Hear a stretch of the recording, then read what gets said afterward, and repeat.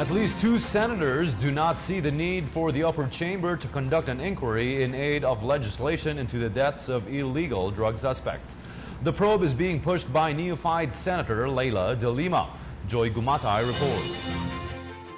Senators Ping Lacson and Juan Miguel Zubiri are not supporting Senator Leila de Lima's plan to file a resolution to investigate on the increasing cases of drug-related killings in the country with the coming of the Duterte administration. Lacson is anxious that this initiative may hamper the momentum of drug pushers and users who surrender in different regions in the Philippines. Yung momentum maganda no? Never before na narinig natin na ganito karami nagsusurrender. Never before na even mga local officials umaamin na dati silang drug users, dati silang and then gusto nilang magbagong buhay. Thousands na yung nagsusurrender. Kailan pa ba tayo nakarinig ng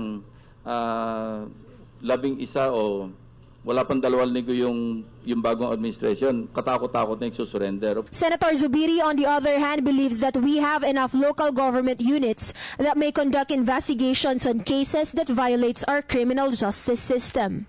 Hayaan natin ang NBI, ang PDEA, ang PNP, at yung intelligence units ng Armed Forces of the Philippines to do their job.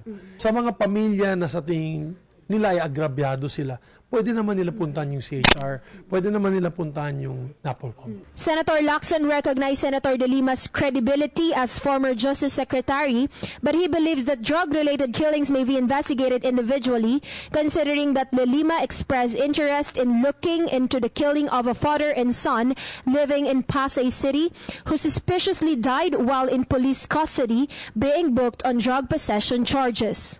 This is Joy Gumatay for PTV News. Ako po si Cathy San Gabriel. Subscribe na sa PTV YouTube channel. I-click lang po ang subscribe button.